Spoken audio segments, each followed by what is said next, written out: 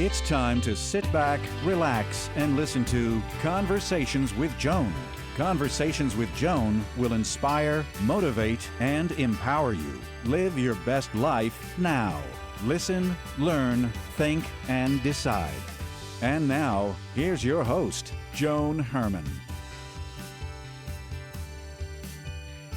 Welcome to Change Your Attitude, Change Your Life's Conversations with Joan. I'm Joan Herman. Thanks for tuning in. Every child who has ever played baseball has dreamt of being in the World Series. Today's guest, Ron Darling, had that dream too, and he got to live it. But as many of us have learned, dreams don't always turn out as imagined.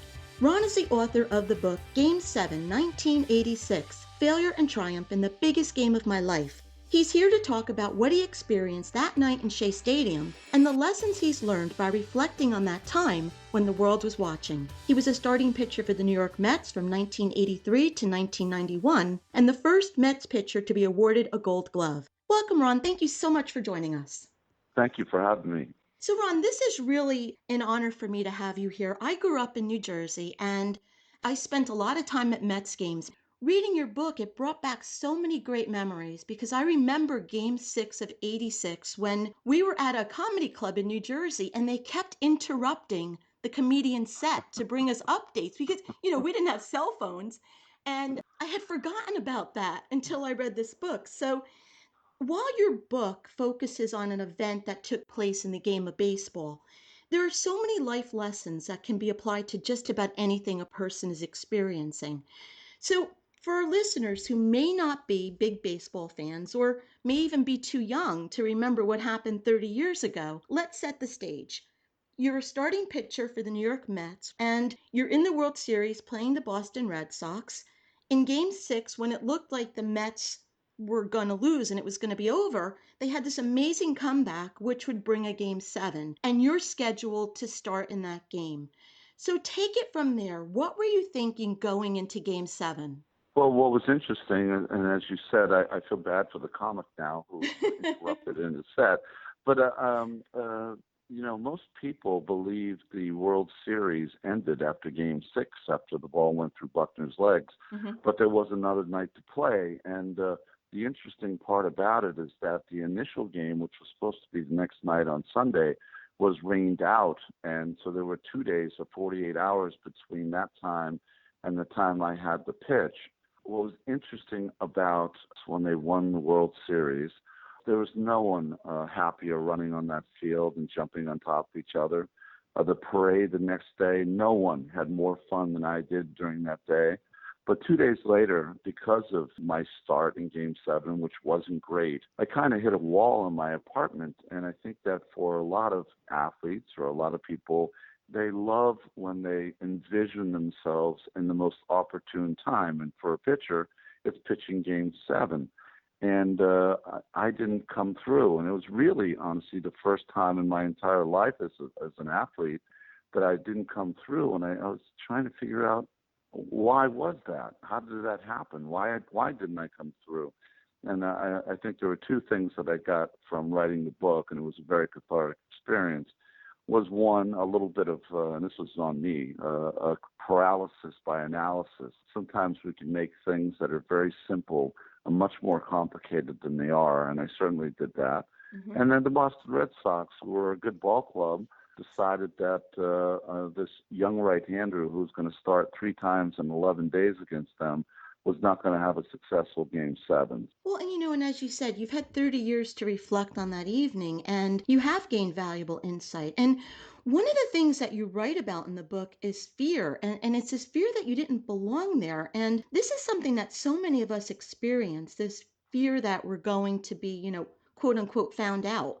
And for someone like me who's looking at you and all that you had achieved at that point, it's really difficult to imagine that you had those thoughts. So if you could go back with what you know now, and this is a lesson for someone who's thinking like that in whatever it may be, what would you tell yourself to overcome those fears? Yeah, I think that self-worth is the most important gift that we all have, and I think that, we go through different times in our life where we feel we have more self-worth or less. I would have told myself that, boy, you know what?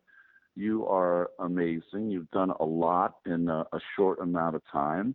And really, instead of getting worked up about this start that you're going to make, why don't you just enjoy the process and be in the present? I think that's what I would have told myself. In the book, I write a story about a friend of mine whose mom was a teacher and whose dad was a post office worker, and he had a big interview with a kind of a hedge fund of the day, kind of big star. And after they were done the interview, he thought he got the job. He thought the interview went great. And a couple of weeks later, he found out he didn't get it, called this maverick of a man and just asked, is there anything I could have done better in the interview? I thought I did pretty well. He goes, no, your interview was great. You just, you're the kid of blue collar people. This is white collar dreams, not blue collar dreams. And I always thought that what a mean thing to say. But secondly, I think that's what happens when you grow up in the kind of environment I grew up in, which was very, lower middle class. And sometimes when you get to huge events, sometimes you think about, boy, do I belong here? How the heck did I get here? I would have told myself that, boy, you've accomplished a lot and you should really enjoy this experience because you deserve it. And I wanted to talk about that blue collar dream concept because I found that fascinating. And, you wrote that you were good enough to dream, you were good enough to be recruited, you were good enough to play pro ball, to get into the series, but that's where it ended. And what do you think it actually is that happens? And when I was thinking about this and I was trying to understand it, I thought about my boys. We're basically middle class, and I put them Yeah. in a preparatory Catholic high school. And the kids that they went to school with they were in line to be CEOs and judges and Yeah. so forth. And for my kids to achieve that, there would be a story attached to it, where with these other kids, it's just expected of them and they know that. And do you think that that's what it is? Am I clear on that? I think you're very clear. I think for some it's a rite of passage. For others, it's so daunting. I mean, from my childhood, but neither of my parents graduated from high school. So when I got into Yale, and I'm the same. I went to all boys college preparatory school.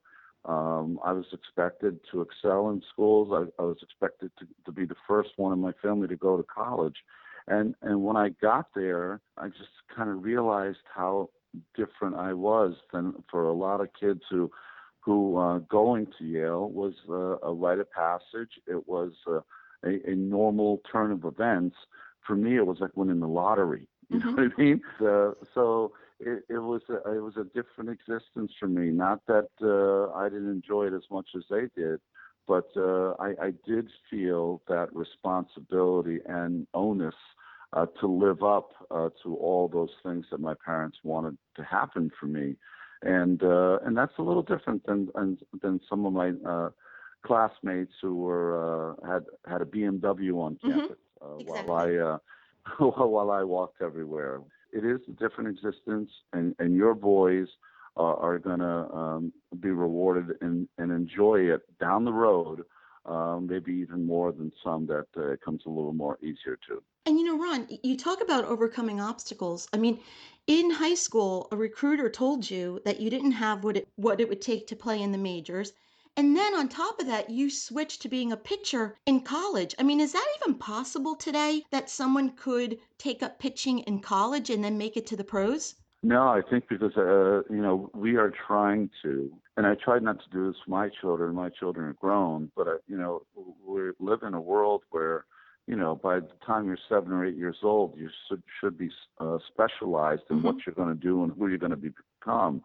And boy, that is just what a daunting and awful thing I think to do to our kids. I think we definitely want to kind of push them to where they want to go. But the bottom line is I want them to be kids too and to enjoy that. And we live in a world where our kids are at school all day and then they have 2-3 hours of homework to do and when's the time that they can be kids? I think we've got to, as parents, and we've got to, as educators, and make our priorities a little different. They do it in European countries, and they do a great job of it, and hopefully we get better at it here. Ron, from everything you've experienced, what advice do you offer to kids who want to pursue a dream, whether it be to play Major League Ball or anything Mm. else? Yeah, I'm asked all the time, what can parents do to make themselves a professional athlete, and I want to kind of chuckle when I hear that, because you don't really Mm. find major league sports; they kind of find you. And I think it's the same with other kind of those jobs that you aspire to. I think you can only make yourself as good as you can make yourself, as smart as you can make yourself, have great self-worth.